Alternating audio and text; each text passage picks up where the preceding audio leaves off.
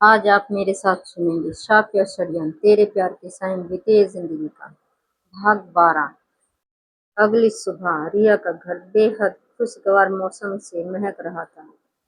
आसमान में काले घने बादल छाए हुए थे। बाहर ठंडी ताजी हवाएं चल रही थी। खिड़की के पास रिया अपने बेड पर गहरी नींद में सो रही थी। कमरे में कूलर की ठंडी हवा और खिड़की के झरोकों से आती ताजी ब्यार ने वातावरण को और भी शीतल बना दिया था। कमरा बहुत ठंडा था, जिससे रिया ने अपने ऊपर ब्लैंकेट ओढ़ लिया था। उसके घुटने सीने से लगे थे। वह सिकुड़ कर सो रही थी। शायद उसे अभी भी ठंड लग रही थी, लेकिन फिर भी वह आंखें खोलने का नाम नहीं ले रही थी। उसे ब्लैंकेट में दुबका देख अमर हल्का सा मुस्कुरा दिया था। रिया लाडो, सुबह हो गई है, चलो अब उठ जाओ। कहते हुए उसने कूलर बंद कर दिया था। रिया ने छोटे से खरगोश की तरह ब्लैंकेट से अपना चेहरा बाहर निकाला।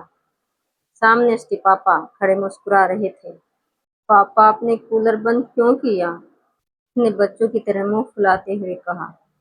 कूलर इसलिए बंद किया क्योंकि मेरी लाडो को ठंड लग रही थी।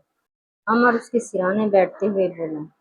लाडो, अब उठ जाओ, सुबह के 9 बजने वाले हैं। आज तुम्हारी सगाई है, फिर हमें कल्याणी मैंशन भी तो जाना है। पापा, हम कहीं नहीं जाने वाले। कहते हुए रिया ने अपना सिर अपने पापा के कंधे पर टिका दिया था। अमर उसके सिर को प्यार से सहलाते हुए बोला। लाडो, पता है आज मैंने अपनी लाडो के लिए क्या बनाया है? रिया नींद में ही बोली। पापा, क्या बनाया है? तुम्हारा मनपसंद चीज सैंडविच। क्या सच पापा? कहते हुए उसने झट से अपनी आंखें खोल दी।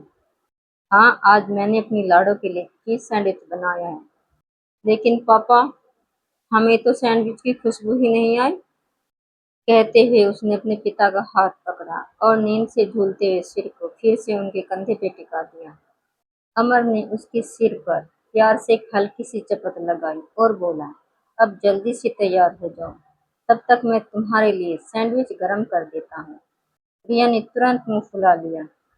नहीं पापा, पहले हमें आपके हाथों से बना सैंडविच खाना है, नहीं तो आप हमसे तैयार होने की बिल्कुल भी उम्मीद मत रखना।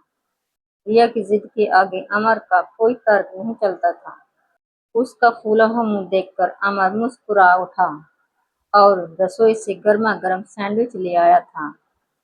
पापा, हमारे हाथ तो ब्लैंकेट में है, आप ही खिलाइए। रिया ने मासूमियत से कहा। रिया की जिद के सामने उसके पापा की एक नहीं चलती। अमर हंस पड़ा। इतनी बड़ी हो गई हो, लेकिन आज भी पापा के हाथों से ही खाना है। वह इतना ही कह पाया था कि उसने रिया का रूठा हुआ चेहरा देखा। उसका मुंह तले हुए पकोड़े की तरह फूल गया था।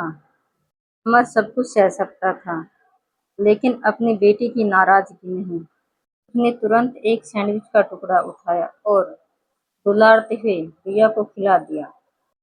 अपने पापा के हाथ से सैंडविच खाते ही रिया चिड़िया की तरह चहक उठी थी। आप दुनिया के सबसे अच्छे पापा हैं। कहते हुए वह अमर के गले लग गई। फिर बेड से उठी और मुस्कुराते हुए तैयार होने के लिए बाथरूम की ओर चली गई थी। कुछ देर तक अमर उसी बेड पर बैठा रहा। उसकी आंखों में एक अजीब सा खालीपन उतर आया था। दरवाजे पर टंगा विंड चाइम हवा में झूल रहा था। उसकी मीठी सुरीली धुन पूरे कमरे में गूंज रही थी। अमर धीरे धीरे उठकर रसोई की ओर बढ़ गया। जिस मुस्कान को देखने के लिए वह हर सुबह अपनी बेटी के लिए अपने हाथों से नाश्ता बनाता था, उसे बिल्कुल भी पता नहीं था कि जिस रास्ते पे वह चल पड़ा है, वही एक दिन उसकी उसी मुस्कान का सबसे बड़ा दुश्मन बन जाएगा। आज भी वह रिया के चेहरे पर वही मुस्कान देखने के लिए उसकी मनपसंद ग्रीन चिली सॉस और चीज सैंडविच तैयार कर रहा था। उधर कल्याणी मैंशन की खूबसूरती देखते ही बन रही थी। पूरा कल्याणी मैंशन रंग बिरंगे फूलों और आर्टिफिशियल लड़ियों से सजा हुआ था। एक बड़े हॉल में कुर्सियां और टेबल बड़े सलीके से सजी थी। हर एक टेबल को बड़ी खूबसूरती से सजाया गया था। जो कल्याणी मैंशन की भव्यता में चार चांद लगा रही थी। फाइनेंस फाइल 2026 लीक होने की खबर से पूरी तरह अनजान कल्याणी देवी राहुल की सगाई की तैयारियों में बेहद व्यस्त दिख रही थी। सुबह से ही मेहमानों का आना शुरू हो गया था। मेहमानों की खातिरदारी में कोई कमी न रह जाए, इसलिए कल्याणी देवी सभी नौकरों को पहले ही आवश्यक निर्देश दे चुकी थी।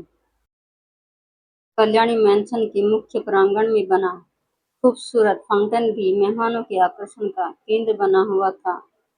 उससे उठती पानी की फुहारों ने पूरे माहौल को और भी भव्य बना दिया था। कल्याणी देवी की खुशी का तो जैसे आज ठिकाना ही नहीं था। उन्होंने मन ही मन सोचा, देखते ही देखते 30 साल कैसे बीत गए, पता ही नहीं चला। राहुल की सगाई का ख्याल आते ही उनका मन गदगद हो उठा। खुशी के मारे उनकी आंखों से आंसू छलक गए। उन्होंने अपनी पलकों पे छलके आंसुओं को साड़ी के पल्लू से पोंछा और फिर धीरे से बुदबुदाए, ये आंसू भी बड़े बेशर्म होते हैं। खुशी हो या गम, दोनों में ही छलक आते हैं। निष्ठुर कहीं के। तभी उन्होंने अपने पीछे किसी के आने की आहट सुनी। पीछे मुड़कर देखा तो सामने से रिया और अमर दोनों चले आ रहे थे। रिया ने पिंक कलर का अनारकली सूट पहना था, जिस पर आसमानी कलर की फैंसी सर्ट डाली हुई थी। उसमें उसका दुबला पतला बदन और भी आकर्षक लग रहा था। वह बहुत प्यारी, बिल्कुल किसी परी जैसी लग रही थी। रिया ने आगे बढ़कर कल्याणी देवी के पैर छुए और उनका आशीर्वाद लिया। कल्याणी देवी मुस्कुराकर बोली, खुश रहो, सौभाग्यवती भव। उसी वक्त राजू ने बड़े सौम्य लहजे में कहा, माँ जी, ये राहुल भैया के कपड़े हैं, जो सगाई के लिए बनवाए थे। आप इन्हें एक बार देख लेती तो अच्छा होता। राहुल की सगाई के कपड़े देखते ही कल्याणी देवी की आंखें चमक उठी थी। वे राहुल की सगाई के कपड़ों को अपने ममतामयी हाथों से छूते हुए बोली, क्यों नहीं, लाओ, ये कपड़े मुझे दो, मैं खुद देख लूंगी। तुम जाकर बाकी के काम संभालो। कल्याणी देवी ने शांत लहजे में कहा। राजू ने सिर झुकाकर हामी भरी और दूसरे काम देखने चला गया। अमर ऊपर से तो काफी शांत दिख रहा था, पर वह यह जानने के लिए उतावला हो रहा था कि फाइल लीक होने की खबर राहुल तक पहुंची या नहीं। उसने सच उगलवाने के लिए एक योजना बनाई और कल्याणी देवी के सामने मासूम चेहरा बनाते हुए पूछा, मालकिन, क्या राहुल कहीं गया है? जब से मैं यहाँ आया हूँ तब से कहीं दिखाई ही नहीं दिया। कल्याणी देवी अमर की ओर देखकर मंद मंद मुस्कुराते हुए बोली, अमर, तुम तो राहुल को अच्छे से जानते हो। उसे फाइलों के अलावा और कुछ सूझता ही कहाँ है। शायद अभी भी अपने कमरे में बैठा किसी जरूरी फाइल के पन्ने ही पलट रहा होगा। कल्याणी देवी के चेहरे की बेफिक्री और खुशी देखकर अमर के चेहरे की उड़ी हुई हवाइयां कुछ शांत सी हो गई थी। वह अपनी घबराहट छुपाते हुए गहरी सांस लेकर बोला, मालकिन, राहुल एक होनहार बिजनेसमैन है, जो अपनी जिम्मेदारियों को बखूबी निभाना जानता है। कल्याणी देवी ने गर्व से कहा, हाँ अमर, तुम बिल्कुल ठीक कह रहे हो। राहुल बिल्कुल अपने पापा पे गया है। अपने बेटे और पति के काम के प्रति जो गर्व कल्याणी देवी के मन में था, वह उनके शब्दों में साफ झलक रहा था। अमर ने अपने चेहरे पर एक फीकी मुस्कान लाते हुए कहा, खैर छोड़िए, बताइए, मेरे लिए क्या आदेश है? उसकी बात सुनकर कल्याणी मुस्कुराई और बोली, वैसे तो तुम्हें कुछ भी करने की जरूरत नहीं है, लेकिन यदि तुम चाहो तो एक बार जाकर देख लो कि कल्याणी मैंशन की सजावट ठीक से हुई है या नहीं। अमर को वहां से हटने का एक सुनहरा मौका मिल गया। उसने रिया के सिर पर प्यार से हाथ फेरते हुए कहा, रिया बेटा, तुम मैडम के पास रुको, तब तक मैं कल्याणी मैंशन की डेकोरेशन देख आता हूँ। कहकर वह जल्दी से कल्याणी मैंशन की सजावट देखने के लिए लंबे लंबे कदम बढ़ाता हुआ आगे बढ़ गया।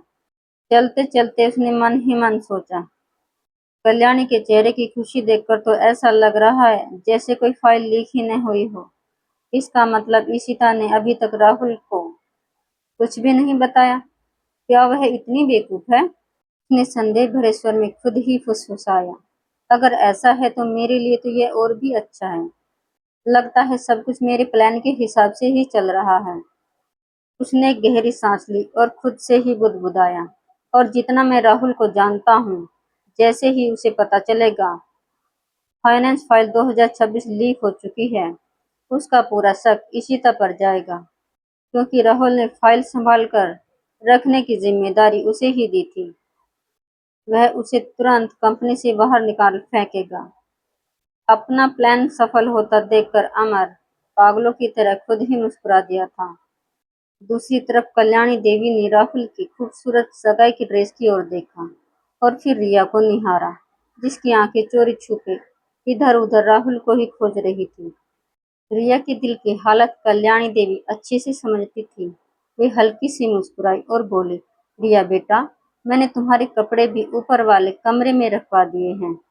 जब तक मेकअप आर्टिस्ट आए तब तक तुम भी अपनी ड्रेस जाकर देख सकती हो। कहते हुए कल्याणी देवी पास रखी कुर्सी पर बैठ गई थी। उन्होंने अपने घुटने ऐसे पकड़ लिए जैसे उन्हें बहुत तेज दर्द हो रहा हो। दर्द का नाटक करते हुए वे अपने घुटनों को हाथ से सहलाने लगी। रिया ने कल्याणी देवी के पैरों के पास बैठते हुए पूछा, माँ जी, क्या बहुत ज्यादा दर्द हो रहा है? क्या मैं डॉक्टर को बुलाऊं? उसने कल्याणी देवी के घुटनों को प्यार से सहलाते हुए पूछा। कल्याणी ने थोड़ा उदास चेहरा बनाते हुए कहा, नहीं बेटा, बस ये हल्का सा दर्द है, यह तो ऐसे ही ठीक हो जाएगा। क्या तुम यह ड्रेस राहुल के कमरे तक पहुंचा दोगी? जी माँ जी, लाइए हम ले जाते हैं, रिया ने अपने भोलेपन में कल्याणी देवी से कहा, और उनके हाथों से राहुल की ड्रेस लेकर उसके कमरे की तरफ बढ़ गई। रिया के वहां से जाते ही कल्याणी देवी ने खुद की पीठ थपथपाते हुए कहा, अरे वाह कल्याणी, तुम तो काफी अच्छी एक्ट्रेस निकली। तुमने तो रिया का ही बुद्धू बना दिया। रिया मन ही मन बुदबुदाई, पता नहीं इन मिस्टर सीरियस ने अभी तक दवा भी ली होगी या नहीं। जब से हम आए हैं एक बार भी नहीं दिखे, पता नहीं कहाँ गुम है। सोचती हुई रिया राहुल के कमरे के पास पहुंची। उसने दरवाजा हल्का सा नॉक किया, लेकिन जब अंदर से कोई जवाब नहीं मिला तो उसने धीरे से दरवाजा खोला और अंदर चली गई। उसने राहुल के कपड़े बेड पर बड़े प्यार से संभाल कर रख दिए। फिर उसने अपनी नजरें कमरे के चारों ओर घुमाई। इन मिस्टर सीरियस का कमरा भी बिल्कुल इन्हीं की तरह बेरंग है। कहते हुए उसकी नजर राहुल के ब्रांडेड कपड़ों से भरी अलमारी, घड़ियां, टाइयां, जूते और अलग-अलग वैरायटी के परफ्यूमों पर पड़ी। ड्रेसिंग टेबल पर रखे राहुल के परफ्यूमों को देखते ही उसकी आंखें चमक उठी। उसने एक परफ्यूम की खुशबू चेक करने के लिए जैसे ही अपना हाथ आगे बढ़ा, तभी धड़ाम से बाथरूम का दरवाजा खुला और राहुल बाहर आया। उसकी मस्कुलर बॉडी पर सिर्फ एक तौलिया लिपटा हुआ था। उसके बालों से गिरती पानी की बूंदें उसकी बॉडी से तेल की तरह फिसल रही थी। रिया दरवाजा खुलने की आवाज सुनकर हड़बड़ाकर पीछे घूमी। राहुल को इस हालत में सामने खड़ा देख घबराहट के मारे उसके हाथ पैर फूल गए। उसके हाथों से परफ्यूम की बोतल छूटते-छूटते बची। रिया को अपने कमरे में अचानक ही इस तरह देखकर राहुल को भी अपनी आंखों पर विश्वास नहीं हो रहा था। उसे लगा जैसे वह कोई सपना देख रहा है। हकीकत है या भ्रम, जानने के लिए वह धीरे-धीरे रिया की ओर कदम बढ़ाने लगा। उसकी आंखों में एक अजीब सी खुमारी छा गई। क्या ये जंगली बिल्ली सचमुच यहाँ है, या मुझे कोई हेलुसिनेशन हो रहा है? सोचते हुए मदहोशी में ही राहुल उसकी ओर बढ़ता चला जा रहा था। इस एपिसोड में बस इतना ही। यदि आपको यह कहानी पसंद आ रही है तो कृपया इस चैनल को सब्सक्राइब करें, और हाँ, कमेंट्स में अपनी राय देना न भूलें। आपका एक एक कमेंट्स मुझे इस कहानी को और बेहतर बनाने की प्रेरणा देता है। धन्यवाद।